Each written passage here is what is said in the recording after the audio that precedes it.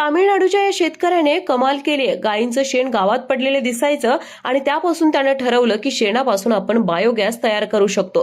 त्याने बायोगॅस प्लांटमध्ये कचऱ्याचं खत आणि सीएनजी मध्ये रूपांतर केलंय. यामुळे शेतकऱ्यांचं उत्पन्न तर वाढत आहेतच, सोबतच रासायनिक खतांच्या तुलनेत खर्च कमी येत आहे. 1 टन शेणापासून 25 किलो गॅस तयार केला जातो. अर्धा टन जैविक खत तयार केलं जातं. सध्या जैविक खताची मागणी वाढते कारण जैविक शेतीवर शेतकरी भर देतात.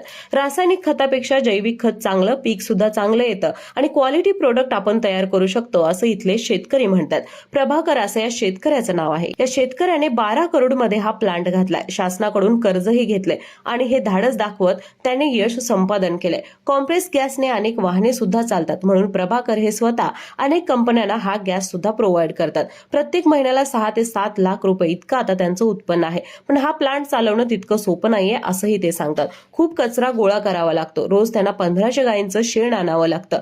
तसं या प्लांटमध्ये काम करणं कष्टाचं आहे, पण तरी सुद्धा प्रभाकर यांना आपल्या बायोगॅस प्लांट आणि शेतकऱ्यांच्या जैविक शेतीवर खूप विश्वास आहे. तुम्हाला ही स्टोरी